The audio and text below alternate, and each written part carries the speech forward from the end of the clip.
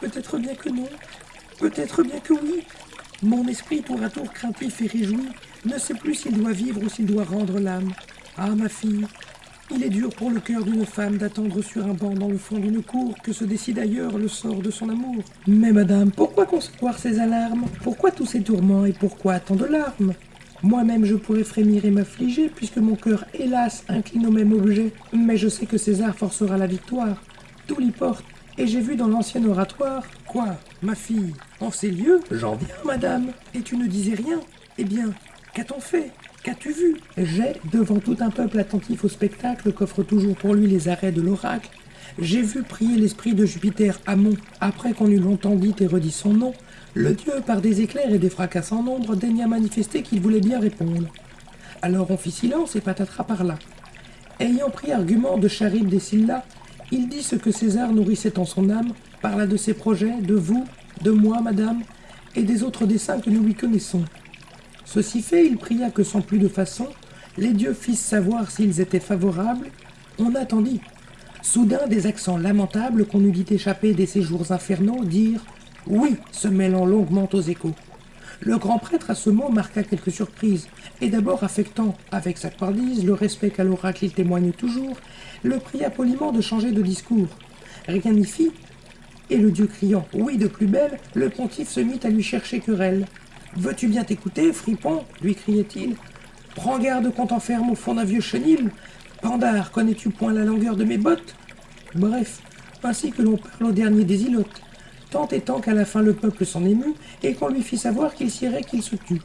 Il le fit, refoulant sa rancune et sa morve, mais son œil était noir et sa bouche était torve. Ah, que je suis contente! Ah, le vieux biscornu! Cependant, l'empereur aussitôt prévenu, ayant fait publier qu'au palais l'on se rende, le peuple sur le champ contenta sa demande.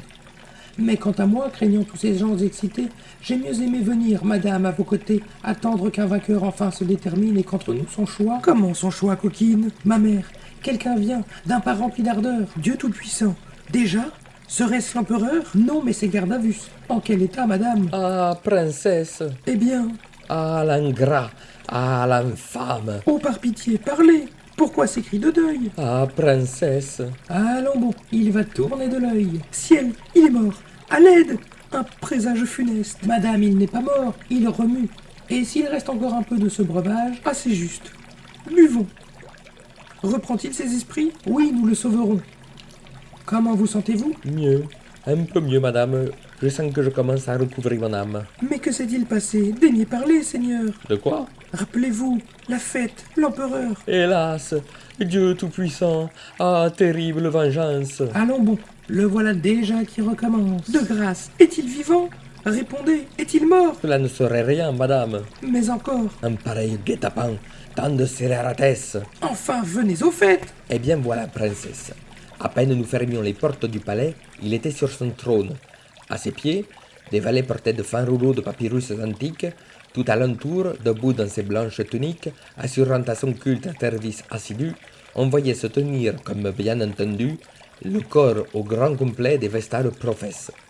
Le tout Rome était là, des princes, des altesses, les corps constitués en toge d'apparat, le peuple, le clergé, les prêteurs, le sénat, des plus petits bedeaux à l'élite princière, conscients d'avoir à vivre une grande première, tous unis, observés de moments en moments, de la solennité et les moindres déploiements. La garde était présente aussi, superbe et belle, sous mon commandement, tandis que de loin d'elle, un suave concours de vierges et d'enfants s'apprêtait à chanter des hymnes triomphants. À ses devoirs, debout au milieu de l'allée, le grand prêtre, impavide, encensait l'assemblée.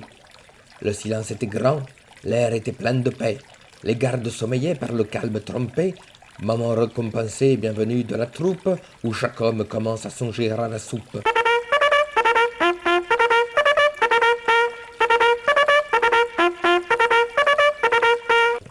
Oui, le programme enfin semblait marcher bon train, et je considérais l'objectif comme atteint quand soudain retentit une clameur horrible qui nous vint nous glacer d'une crainte indicible, et nous vîmes, avant que d'avoir pu bouger, suivi par un parti que sa voix dirigeait, Patatras le grand prêtre, abominable traître, son masque abandonné, laissant enfin paraître sa trahison, sa haine, aller en mugissant, crachant du feu, du soufre, expectorant du sang, jusqu'au pied du trône, et bousculant les vierges, brisant les chandeliers, écrabouillant les cierges s'emparés de César, le tenir un instant dans les airs suspendus sur le gouffre béant, puis le précipiter tout sang devant derrière, jusqu'au fond du fond, la tête la première. Ah, madame, daignez pardonner ma douleur, ainsi ne reprince une semblable malheur. Oresco referens. Ciel, Jupin, Pan, Pandore. Envoyez ces lauriers qui surnageaient encore. Mais personne de vous n'aurait pu l'empêcher, le peuple. Hélas, le peuple, à ne vous rien cacher, c'est là le plus affreux. Insensible à ce drame, votre amant qui se meurt, ce complot qui se trame, non content de souffrir un semblable forfait, le peuple, savez-vous, madame, il rigolait. Alors, beau comme Mars et bouillant comme Achille, je fendis bravement cette foule imbécile qui ne méritait rien qu'un superbe dédain, et la colère aux yeux, la vengeance à la main, je me précipitai, entraînant ma cohorte, tout droit sur Patatras qui gagnait vers la porte, car l'infâme espérait, par l'ardeur de ses pas, éviter la rigueur du plus juste trépas. Mais je le vis pris et, tirant ma tangente, je le coupai en 2, en 4, en 20, en 30, enfin, autant de fois que je savais compter. Plus avant, j'en ai fait de la chair à pâté. Mes hommes, cependant, poussant des cris de rage, faisaient de ses amis un bien joli carnage, n'accordant point de grâce, égorgeant aussi bien le prélat, le bedeau, le chantre, le doyen. Enfin, quand s'arrêta notre rire vengeresse, on pensa sur la vie d'une jeune prêtresse à retirer César de l'endroit repoussant où toujours il était, pleurant et gémissant. Après de grands efforts et non sans quelque peine, on lui rendit le jour, il respirait à peine, tout dégoûtant hélas de l'objet redouté. Ses malheurs n'avaient point abattu sa fierté, il avait su garder dans toute sa personne le port majestueux d'un roi sous la couronne, et comme on lui disait que c'en était assez, que chacun avait vu ce qui l'intéressait, ce prince impétueux, repoussant son escorte, nous imposa silence et parla de la sorte. « Comment, s'écria-t-il, vous songez à partir, serviteur timoré ? Non, je ne puis souffrir que de cette leçon l'occasion se perde, et je coupe la tête au premier qui m'énerve. » Comme il était déjà bien assez, semblait-il, on se le tempordit. Lui, fronçant le sourcil, reprit incontinent la place délaissée, et finit cette fois la tâche commencée. Alors il soupira, son œil était rêveur, et parlant dérochait une main sur le cœur. « Ah, dit-il, Saculine, ô trésor de mon âme, douterez-vous encore de l'ardeur de ma flamme? Pour vous j'ai voulu vaincre, et j'ai risqué mourir.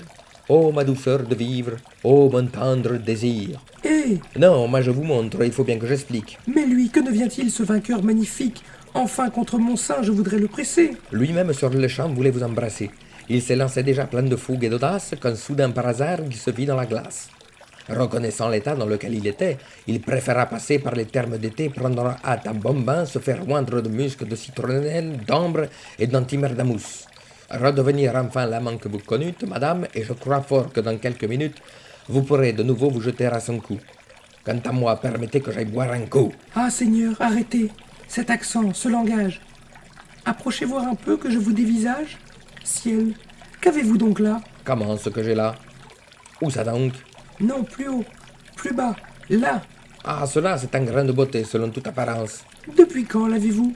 Mais depuis mon enfance, je l'ai toujours connu sur le bout de mon nez, car je l'avais, madame, au jour où je suis né. Grand Dieu, c'est lui.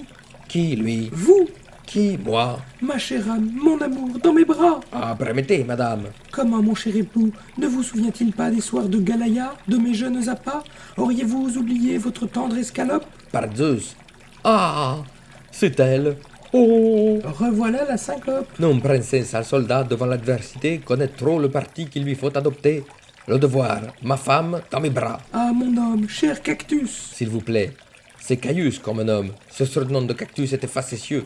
Depuis que j'ai du grade, on me respecte mieux. C'est sans doute pourquoi je n'ai pu vous reconnaître. Mon enfant, approchez, c'est là notre doux maître, embrassez-le. Mon père? Ah, ma fille. Comment? Une fille? Et d'où vient ce nouvel agrément? Quoi, vous ne saviez point?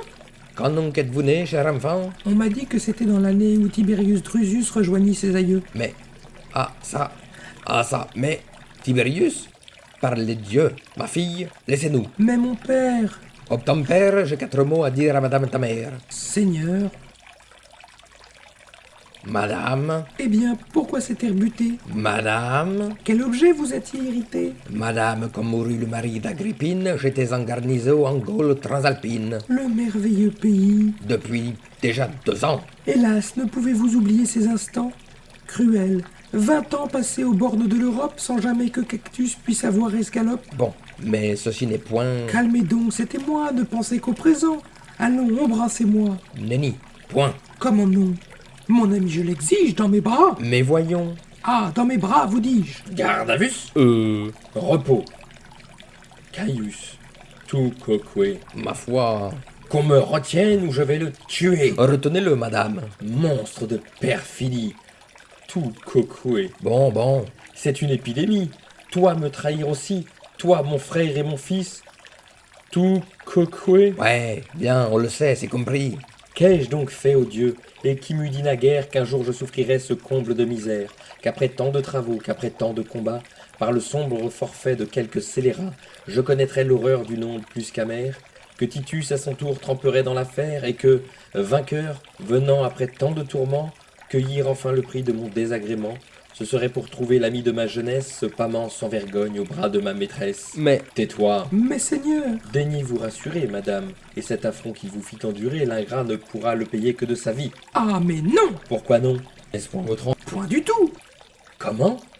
Ciel, est-ce que par hasard je devrais soupçonner la femme de César? Vous, sa complice? Ah non, parlez, c'est impossible, vous, mon âme, ma sœur, mon tout, mon indicible. Et pardon, doucement. Félon, encore un mot et je te fais passer le coup sur le billot. Oh, j'aime mieux partir. Restez donc, il plaisante. Et venez là tous deux qu'enfin je vous présente. Voici Feu mon époux et mon défunt amant. Enchanté. Feu? Défunt? Madame, assurément vous vous moquez. Mais non, c'est là toute l'affaire. Du moment qu'entre vous un choix est nécessaire, l'amant doit le céder au mari qui revient. Ah, mais je pense bien. Ma foi, je n'entends rien à cette enfigurie. La chose est pourtant claire. Je viens de reconnaître en ce beau militaire mon maître de toujours, mon souverain, mon roi, en un mot mon époux. Et fidèle à ma foi, l'amant que vous étiez selon les lois communes rejoint le feu qu'il fut au rang des vieilles lunes. Comment? Toi, son époux? Ah, j'en suis bien mari. Je comprends. Tu vivrais, tu n'aurais point péri. Justement. Mais alors, ô malheur, ô disgrâce, ah, du triste bidon, je veux suivre la trace. Ce n'est qu'en expirant, une épée, à l'instant, par Bellone, une épée. Allons, soyez contents. Seigneur, voici la mienne. Hélas, mort de ma vie, le trépas désormais est mon unique envie. Tenez, prenez. Prenons, oui, périssons tous trois et que notre mémoire... Hé, ciel! Oh là, je crois que je n'aurais pas dû lui donner cette épée. Oui, plus favorisés que Néron et Popée, nous n'aurons qu'une mort et qu'un même destin. Mourez, madame. Ah non! À l'aide! À l'assassin! Et quoi, craindriez-vous de mourir la première? Oui, très, beaucoup. Alors, Caius, fais ta prière, et que ça saute un peu. Seigneur, y pensez-vous? Personne avant César et César avant tous. Ah, c'est juste. Mourons. De grâce qu'on l'arrête. Ah, prince, je veux être aussi de cette fête. Et puisque mes appâts n'ont point su vous toucher, souffrez qu'à vos côtés j'aborde le nocher. Que je meure, et qu'au moins, comme faveur ultime, je sois de votre fer la première victime. Hélas, ma pauvre enfant. Mais j'y pense. Voilà qui peut tout arranger. Seigneur, épousez-la. Moi, mais je n'en veux point, c'est une mijaurée. Comment? Tibia? Ma fille unique et préférée? Vous la repousseriez? Ah, Seigneur, c'est affront. Il a raison, madame, et mon indigne front rougit de soupirer pour un si noble prince. Il aurait mieux valu qu'hélas je me souvinsse, au jour où je lui fis le présent de mon cœur, que Tibia n'était point pour un si grand vainqueur. Voyez sa majesté, son maintien, sa prestance. Quel soleil, quel phénix, quelle magnificence. Serez-vous point touché d'un tel aveuglement, d'un tel amour? Sans doute, elle a du jugement, mais... Quoi? Elle est bien maigre. Ah bah, c'est de son âge. Vous verrez, dans 2 ans, ce sera mon image, je vous le garantis. Bon, alors, je la prends. Vous en serez content. Ma mère, mes parents, qu'entends-je, que comprends-je? Ah, par pitié, qu'apprends-je? Allons, embrassez-vous, mon souverain. Mon ange. Eh, dites donc, vous là, je suis bien au regret, mais préalablement, peut-être qu'il faudrait demander mon avis. Ton avis? Pourquoi faire? Pour le consentement paternel. Toi, son père? Eh oui, pater inceste, c'est dans le droit romain. Soit. Je t'invite donc à m'accorder sa main, Mais si tu n'y consens, ventre bleu, je t'étripe. Oh, ce que je ne disais, moi, c'est pour le principe. Prenez-la donc, Seigneur, si ça vous fait plaisir. Allons, c'est entendu. Va vite me quérir le grand prêtre. Fait-il? Qu'il vienne et nous marie. Mais ne songez-vous plus à sa gredinnerie? Avez-vous oublié que cet Olybrius est passé par mes soins au rang de Decoius? Sang de lion, c'est vrai. Eh bien, son acolyte, ou son coadjuteur, ou quelqu'un, mais fais vite. Vous savez, on les a presque tous refroidis. Je ne veux rien savoir, fais ce que je te dis. Allez, rompez. C'est bon, je vais voir ce qui reste. Je me sens inondé par un bonheur céleste. Quel étrange destin qui me dit aujourd'hui que, semblable au poète et plus galant que lui, tout plein d'un même élan, je laisserai ma flamme en un moment passer de vous à vous, madame, de l'éclat d'une rose à la fraîcheur d'un lys, et des bras de Lydie à ceux de Calaïs. On n'a pas plus d'esprit. Mais qui vois-je paraître? Titus, mon fils, il ose, à mes yeux, ah, le traître! Madame, qu'ai-je appris? Cet hymen abhorré? Vous fuyez mon regard, hélas, c'était donc vrai. Silence, fils perfide, auras-tu donc l'audace de venir me braver jusque dans cette place? J'espérais que déjà le fer ou le poison aurait su par ta main laver ta trahison, et que, cherchant toi-même une mort exemplaire, tu m'aurais épargné le devoir de le faire. Faites-le donc, Seigneur, je n'ai plus d'autre espoir. C'est bien, soyons tous deux à l'heure du devoir, toi digne de mon sang et moi digne de Rome. Garde, qu'on le saisisse. Hélas, pauvre jeune homme. Lui, le plaindre, un coquin qui voulait en un jour m'ôter l'âme et l'honneur. Mais c'était par amour. Ah, le plaisant amour, ma foi. Mais pas le vôtre. Et lequel donc? Le mien. En voilà bien d'une autre. Parle, est-il vrai? Hélas. Alors c'est le bouquet. Toi, Titus, mon rival. Tu pourrais, freluquet, avant de te flatter d'une envie aussi douce, attendre à tout le moins que la barbe te pousse. Enfin, le crime est moindre. Eh, pardonnez-lui donc. Madame, c'est à vous qu'il devra ce pardon. Écoute bien, mon fils, je te laisse la vie, mais pour te garantir d'une certaine envie, je t'enverrai chercher en de lointains combats, si tu le peux, la gloire, et sinon le trépas. C'est par toi, dès demain, que sera commandée la troupe que je veux envoyer en Judée. Tu trouveras là-bas un temple audacieux, où tout le long du jour on insulte nos dieux. Tu détruiras ce nid de serpents et de traîtres, tous y doivent périr, et surtout les grands prêtres. Voyons, est-ce bien tout? Ah non, prends garde encore de me récupérer leur insolent trésor. J'ai dit, va donc. Eh bien, qu'attends-tu davantage? Hélas, avant d'atteindre à ce lointain rivage, la mort aux doigts cruels aura glacé mon cœur. Oui, madame, accablé d'un excès de douleur, j'irai mourir au loin sans revoir mes pénates, pleurant au souvenir du temps que vous m'aimâtes.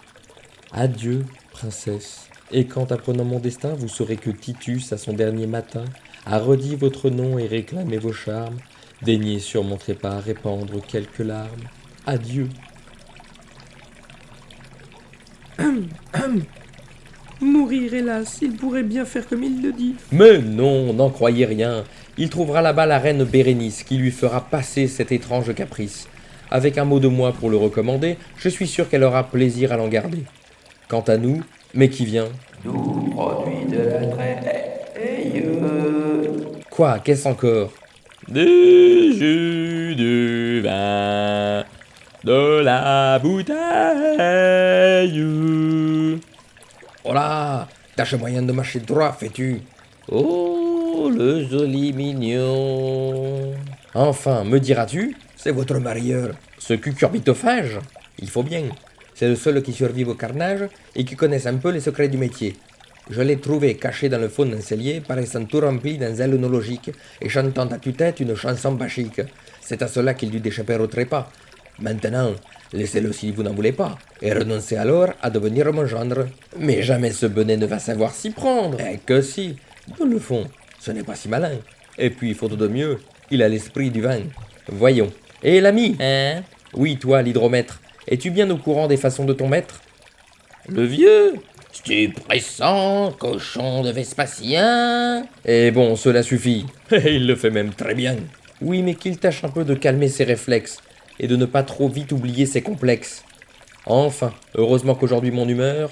Écoute, je vais te charger d'un grand honneur. Entendu. De ce jour, par une grâce insigne, c'est toi, cher Cuculus, qu'entre tous je désigne pour occuper le rang du défunt Patatras. J'accepte. C'est heureux. Et tu commenceras, pour marquer tes débuts au trône du grand prêtre, par faire un coup d'essai qui soit un coup de maître. Je suis d'accord. Tu vas, Et sans attendre plus, Je m'en vais remplacer Jupiter par Bacchus. Halte là, mécréant, surveille ton langage et dis-moi, saurais-tu faire un beau mariage? Je la veux jeune et belle, et que ça... Par les dieux, il s'agit bien de toi. Tâche d'entendre mieux, vaurien et de répondre enfin. Tu vois, madame? Je l'admire. Ce soir, j'en veux faire ma femme. J'y consens. Et c'est toi qui, parmi les encens, auras l'honneur de nous unir. J'y condescends. Tu sauras? Je saurai, pourvu qu'après je puisse remplacer Jupiter. Peste soit du Jocris, je crains qu'en son état ce soir... Bah, bien ou mal, vous serez mariés, c'est là le principal. Par Jupin, tu dis vrai? Ne pensons qu'à la joie. Va-t'en dire à chacun qu'aujourd'hui l'on festoie, qu'on me prépare en hâte un repas des plus fins, les plus tendres gibiers, les meilleurs de mes vins, la fleur des hydromels, que tout soit, je leur donne, digne de Balthazar, prince de Babylone. Le gala, les nectars, et le tout grâce à moi.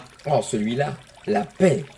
Et ce sera sur toi, sur ton zèle assidu, mon bon Caius encore, que je veux m'en remettre, afin qu'avant l'aurore tout soit fait.